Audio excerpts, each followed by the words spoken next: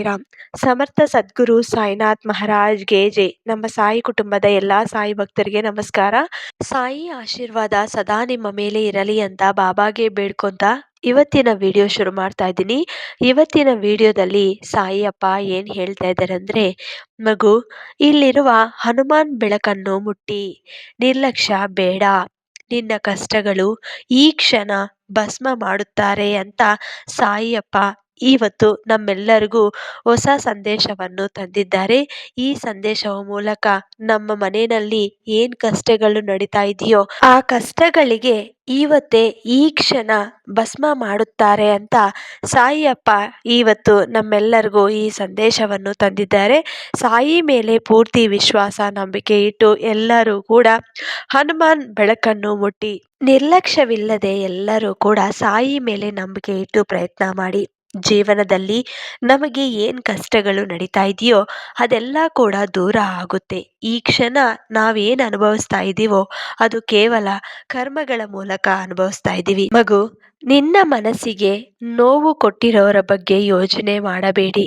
ಇವತ್ತು ನಿನಗೆ ನೋವು ಕೊಟ್ಟಿದ್ದಾರೆ, ನಾಳೆ ಅದನ್ನು ತಪ್ಪದೆ ಅನುಭವಿಸುತ್ತಾರೆ. ಇದು ಸಾಯಿ ಮಾತು. ಮಗು, ನಿನ್ನ ಸುತ್ತೂ ಇರುವಂತವರೆಲ್ಲರೂ ಕೂಡ ಒಳ್ಳೆಯವರಲ್ಲ. ಅವರನ್ನು ಪೂರ್ತಿಯಾಗಿ ನಂಬಿ ನೀನು ಮೋಸ ಆಗುತ್ತೀಯಾ. ಇವತ್ತು ನಿನ್ನ ಕಷ್ಟಗಳಿಗೆ ಕಾರಣ ಅವರೇ ಆಗಿದ್ದಾರೆ, ಆದ್ರೆ ನಿನಗೆ ಅದು ಗೊತ್ತಾಗ್ತಾ ಇಲ್ಲ. ಮಗು, ಎಲ್ಲರೂ ನನ್ನವರೇ ಅನ್ಕೊಂತೀಯ, ಆದ್ರೆ ಈಗ ನೀನು ಏನ್ ಕಷ್ಟಗಳು ಅನುಭವಿಸ್ತಾ ಇದೆಯೋ ಆ ಕಷ್ಟಗಳು ಬಂದಿರೋದೇ ಅವರ ಮೂಲಕ. ಅವರು ನಿನ್ನ ಬಗ್ಗೆ ತುಂಬಾ ಕೆಟ್ಟದಾಗಿ ಇನ್ನೊಬ್ಬರ ಬಗ್ಗೆ ಹೇಳುತ್ತಾರೆ. ನೀನು ಸರಿಯಾದ ದಾರಿಯಲ್ಲಿ ಹೋಗ್ತಿದ್ರೆ ಮೊದಲು ನಿನ್ನ ಸಾಯಿ ಮಾತುಗಳು ಕೇಳಿ. ಸಾಯಿ ಸದಾ ನಿನ್ನ ಜೊತೆ ಇರ್ತಾರೆ. ಮಗು, ಕೆಲವರ ಬಗ್ಗೆ ತುಂಬಾ ಯೋಚನೆ ಮಾಡುತ್ತಿದ್ದೀಯಾ, ಅವ್ರನ್ನ ಬದಲಾಯಿಸ್ಬೇಕು ಅಂತ ನೋಡ್ತಿದ್ದೀಯಾ. ಅವರ ಗುಣ ಯಾವತ್ತೂ ಬದಲಾಗೋದಿಲ್ಲ. ಅದಕ್ಕಿಂತ ಹೆಚ್ಚಾಗಿ ಮೊದಲು ನಾವೇ ಬದಲಾಗಬೇಕು, ಖುಷಿಯಾಗಿರಬೇಕು.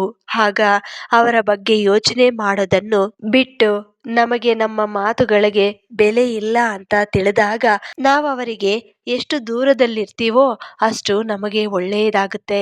ನಮ್ಮ ಸಾಯಿ ಏನಾದರೂ ಮಾಡಿದ್ರೆ ನಿಜವಾಗ್ಲೂ ನಮಗೆ ಒಳ್ಳೆಯದೇ ಆಗುತ್ತೆ. ಇವತ್ತು ನೀನು ಸಾಯಿನ ನಂಬಿದ್ದೀರಾ, ಖಂಡಿತ ಸಾಯಿ ಮಾತುಗಳು ಕೇಳಬೇಕು. ಸಾಯಿ ಇವತ್ತು ಸ್ವತಃ ಹನುಮಂತ ರೂಪದಲ್ಲಿ ಬಂದು ನಮಗೆ ಈ ಸಂದೇಶವನ್ನು ಹೇಳುತ್ತಿದ್ದಾರೆ. ಮಗು, ಯಾರ ಜೊತೆ ಆದ್ರೂ ಪರವಾಗಿಲ್ಲ, ಎಷ್ಟರ ಮಟ್ಟಿಗೆ ಇರಬೇಕೋ ಅಷ್ಟರ ಮಟ್ಟಿಗೆ ಮಾತ್ರ ಇರಬೇಕು. ಎಲ್ಲರೂ ನಮ್ಮವರು ಎಂದುಕೊಂಡು ಒಳ್ಳೆಯತನಗೋಸ್ಕರ ಏನಾದ್ರೂ ಮಾಡಿದ್ರೆ ಕೊನೆಗೂ ನಾವೇ ಕೆಟ್ಟವರಾಗ್ತೀವಿ. ಯಾವಾಗ ನಾವು ಎಲ್ಲರನ್ನು ಖುಷಿಯಿಂದ ಇಡಲು ಬಯಸುತ್ತೇವೋ ಆವಾಗ ನಮಗೆ ಅರಿವಿಲ್ಲದೆ ನಾವು ಅವರ ಕಾಲಿನ ಕಸವಾಗಿ ಬಿಡುತ್ತೇವೆ. ಮಗು, ಎಲ್ಲರೂ ಕೂಡ ನಮ್ಮವರು ಅನ್ನೋದು ಭ್ರಮೆ, ನಾನು ನಂದು ಅನ್ನೋದು ಸ್ವಾರ್ಥ, ಅವರ ನನ್ನವರು ಎಂಬುದು ಶುದ್ಧ ಸುಳ್ಳು, ನಿನಗಾಗಿ ನೀನು ಎಂಬುದಷ್ಟೇ ಸತ್ಯ. ನಮ್ಮವರು ಯಾವಾಗ ನಮ್ಮಿಂದ ಮಾತನಾಡಲು ಸ್ವಲ್ಪ ಸ್ವಲ್ಪ ದೂರ ಆಗುತ್ತಾರೋ ಆವಾಗಲೇ ತಿಳಬೇಕು ಅವರಿಗೆ ನಮ್ಮ ಅವಶ್ಯಕತೆ ಮುಗಿದಿದೆ ಅಂತ. ನೀವು ಸ್ವಲ್ಪ ಯೋಚನೆ ಮಾಡಬೇಕು. ಯಾರ ಹಿಂದೆ ನಾವು ಬೀಳಬಾರದು, ಯಾರ ಬಗ್ಗೆ ಜಾಸ್ತಿ ಹೆಚ್ಚಾಗಿ ಮಾತಾಡಬಾರದು, ತುಂಬಾ ಹೆಚ್ಚಾಗಿ ಪ್ರೀತಿ ಕೂಡ ತೋರಿಸಬಾರದು. ಇದೆಲ್ಲ ಕೂಡ ಒಳ್ಳೆಯದಲ್ಲ. ಮಗು, ನಿನಗೆ ನಿನ್ನ ಸಾಯಿ ಇದ್ದಾರೆ. ನಿನ್ನ ಕಷ್ಟಕ್ಕೆ, ನೋವುಕ್ಕೆ, ಸಂತೋಷಕ್ಕೆ ಎಲ್ಲದಕ್ಕೂ ನಿನ್ನ ಸಾಯಿ ಇದ್ದಾರೆ. ಸಾಯಿ ಸ್ವತಃ ನಿನಗೆ ನಿನ್ನ ಮುಂದೆ ಬಂದು ಮಾತನಾಡುತ್ತಾರೆ. ಮಗು, ನಿನ್ನ ಕಾಯಿಲೆ ಬಗ್ಗೆ ಯೋಚನೆ ಮಾಡಬೇಡಿ, ನಿನ್ನ ಆರೋಗ್ಯ ಬಗ್ಗೆ ಯೋಚನೆ ಮಾಡಿ. ತುಂಬಾ ಆರೋಗ್ಯವಾಗಿರಬೇಕು ಅಂದ್ರೆ ಸಂತೋಷವಾಗಿದ್ದು ನಗುನಗುತ್ತಾ ಇರಿ. ಕಷ್ಟಗಳಿದ್ರೂ ಕೂಡ ಅದನ್ನ ಪ್ರೀತಿಯಿಂದ ಅನುಭವಿಸಿ. ಇವತ್ತು ಈ ಕಷ್ಟಗಳು ಭಗವಂತ ಏನಕ್ಕೆ ಕೊಟ್ಟಿದ್ದಾರೋ ಗೊತ್ತಿಲ್ಲ, ಆದ್ರೆ ನನ್ನ ಜೀವನಕ್ಕೆ ಒಳ್ಳೆಯದಾಗುತ್ತೆ ಅನ್ನೋ ಪಾಸಿಟಿವ್ ಮೈಂಡ್ ಸೆಟ್ ಇಟ್ಕೊಂಡು ನೀವು ಇವತ್ತು ಇಂಥ ನೋವನ್ನು ಅನುಭವಿಸಬೇಕು. ಮಗು, ನಿನ್ನ ಮನೆಯಲ್ಲಿ ಆರ್ಥಿಕ ಸಮಸ್ಯೆಗಳು ಹೆಚ್ಚಾಗಿದೆ, ಅದೇ ನನಗೆ ಗೊತ್ತಾಗ್ತಾ ಇದೆ. ಪ್ರತಿದಿನ ನೀನು ನನ್ನ ಮುಂದೆ ಬೇಡ್ಕೊಂತಿದ್ದೀಯ, ನಿನಗೆ ಕಷ್ಟಗಳಿದೆ ಅಂತ ನನಗೆ ಗೊತ್ತು. ಆದರೆ ಪ್ರತಿದಿನ ನನ್ನ ನಾಮಸ್ಮರಣೆ ಮಾಡುತ್ತಾ ನಿನ್ನ ಸಾಯಿ ಪಾದಗಳ ಮುಂದೆ ನಿನ್ನ ಕಷ್ಟಗಳನ್ನ, ನಿನ್ನ ನೋವನ್ನ ಹೇಳುತ್ತಾ ಕೂತಿದ್ರೆ ನಿನ್ನ ಜೀವನಕ್ಕೆ ಪರಿಹಾರ ಅನ್ನೋದು ಸಿಗಲ್ಲ. ಮೊದಲು ಆ ಕಷ್ಟಗಳನ್ನ ಯಾವ ರೀತಿ ದೂರ ಮಾಡ್ಕೋಬೇಕು ಅನ್ನೋದು ಯೋಚನೆ ಯೋಚನೆ ಮಾಡಿ. ಅದಕ್ಕೆ ಈ ಸಾಯಿ ನಿನಗೆ ದಾರಿ ಕೊಡುತ್ತಾರೆ. ಮಗು, ಒಮ್ಮೆ ಕಣ್ಮುಚ್ಚಿ ನಿನ್ನ ಸಾಯಿನ ಕರಿ. ತಕ್ಷಣ ನಿನ್ನ ಮುಂದೆ ಇರುತ್ತಾರೆ. ನಿನ್ನ ನೋವನ್ನು ದೂರ ಮಾಡಕ್ಕೆ ಸಹಾಯ ಮಾಡುತ್ತಾರೆ. ನಿನ್ನ ಕಷ್ಟಗಳ ಬಗ್ಗೆ ತುಂಬಾ ಯೋಚನೆ ಮಾಡುತ್ತಾ ಕೂತಿದ್ರೆ ಆ ಕಷ್ಟಗಳಿಗೆ ಪರಿಹಾರ ಸಿಗುತ್ತಾ? ಮಗು, ಮೊದಲು ಏನಕ್ಕೆ ಇಂಥ ನೋವು ನಾನು ಅನುಭವಿಸ್ತಾ ಇದ್ದೀನಿ ಅನ್ನೋ ಪ್ರಶ್ನೆ ನಿನಗೆ ನೀನೇ ಹಾಕೊಂಡು ಸ್ವಲ್ಪ ಹೊತ್ತು ಯೋಚನೆ ಮಾಡಿ. ಅದಕ್ಕೆ ತಪ್ಪದೆ ಪರಿಷ್ಕಾರ ಸಿಗುತ್ತೆ. ಇವತ್ತು ನಾನು ನಿನ್ನ ಸಾಯಿ ನಿನಗೋಸ್ಕರ ತಂದಿರೋ ಅಂತ ಈ ಸಂದೇಶವನ್ನು ಅರ್ಥ ಮಾಡಿಕೊಂಡ್ರೆ ಖಂಡಿತ ನಿನ್ನ ಜೀವನ ಬದಲಾವಣೆ ಆಗುತ್ತದೆ.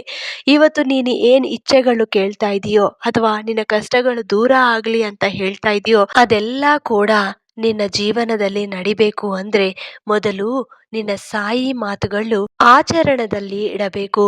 ಮಗು, ಈ ಕ್ಷಣ ನಾನು ನಿನ್ನ ಸಾಯಿ ಸ್ವತಃ ಬಂದು ಹನುಮಾನ್ನ ಮುಟ್ಟಿ, ಹನುಮಾನ್ ತೇಜಸ್ಸನ್ನ ಮುಟ್ಟಿ, ಹನುಮಾನ್ ಶಕ್ತಿಶಾಲಿಯಾಗು ಅಂತವ್ರನ್ನ ಮುಟ್ಟಿದ್ರೆ ಖಂಡಿತ ನಮ್ಮ ಜೀವನ ಬದಲಾವಣೆ ಆಗುತ್ತೆ. ಅವರ ಶಕ್ತಿ ನಮಗೆ ಸ್ವಲ್ಪ ಇದ್ರೂ ನಾವು ತುಂಬ ದಿನಗಳು ನಮ್ಮ ಸಮಸ್ಯೆಗಳು ಬೇಗ ದೂರ ಮಾಡ್ಕೊತೀವಿ. ನಮ್ಮ ಕೈಯಲ್ಲಿ ಆ ಶಕ್ತಿ ಆ ಭಗವಂತ ಕೊಡ್ತಾರೆ. ಇವತ್ತು ಯಾರು ಆ ಹನುಮಂತನ ಮುಟ್ಟಿದಾರೋ ಅವ್ರಿಗೆಲ್ಲರಿಗೂ ಕೂಡ ಹನುಮಾನ್ ಅನುಗ್ರಹ ಸಿಕ್ಕಿ ಅವರ ಕಷ್ಟಗಳನ್ನ ದೂರ ಮಾಡಿಕೊಳ್ಳುತ್ತಾರೆ ಅಂತ ನಾನು ನಂಬುತ್ತಿದ್ದೀನಿ. ನೀವು ಸಾಯಿ ಮೇಲೆ ಪೂರ್ತಿ ವಿಶ್ವಾಸ ನಂಬಿಕೆ ಇದ್ರೆ ಈ ಮಂಗಳವಾರ ತಪ್ಪದೆ ಹನುಮಾನ್ ಚಾಲಿಸ ಓದಿ ಅಥವಾ ಸುಂದರಕಾಂಡ ಓದಿ ಅಥವಾ ರಾಮಾಯಣ ಓದಿ ಯಾವುದೇ ಒಂದು ಸ್ವಲ್ಪ ಹೊತ್ತು ಕುತ್ಕೊಂಡು ನೀವು ಆ ದೈವ ನಾಮಸ್ಮರಣೆ ಮಾಡುತ್ತಾ ಪಾರಾಯಣ ಮಾಡಿದ್ರೆ ತಪ್ಪದೆ ನಿಮ್ಮ ಜೀವನದಲ್ಲಿ ಬದಲಾವಣೆ ಅನ್ನೋದು ಕಾಣಿಸುತ್ತೆ. ಹನುಮಾನ್ ಶಕ್ತಿ ನಿಮಗೆ ಅನುಗ್ರಹ ರೂಪದಲ್ಲಿ ಸಿಗುತ್ತೆ. ಆಮೇಲೆ ನಿಮ್ಮ ಮನೆಯಲ್ಲಿ ಏನೇ ತೊಂದರೆಗಳು ಇದ್ರೂ ಕೂಡ ಅದೆಲ್ಲ ಒಂದೊಂದೇ ದೂರ ಆಗುತ್ತೆ. ಕಷ್ಟಗಳೆಲ್ಲ ದೂರ ಆಗಿ ಸಂತೋಷವಾಗಿ ಇರ್ತೀರಾ. ಮತ್ತೆ ಈ ವಿಡಿಯೋ ನಿಮಗೆ ಇಷ್ಟ ಆಯ್ತು ಅನ್ಕೊಂತೀನಿ. ಇಷ್ಟ ಆಯ್ತು ಅಂದ್ರೆ ಎಲ್ಲರೂ ಕೂಡ ಶ್ರದ್ಧೆ ಸಬೂರಿ ಅಂತ ಕಮೆಂಟ್ ಮಾಡಿ. ಮತ್ತೆ ಇನ್ನೊಂದು ವಿಡಿಯೋ ಮೂಲಕ ಬರ್ತೀನಿ. ಅಲ್ಲಿವರೆಗೂ ನಮಸ್ಕಾರ. ಸರ್ವೇ ಜನ ಸುಖಿನೋ ಭವಂತು. ಜೈ ಸಾಯಿರಾಮ್.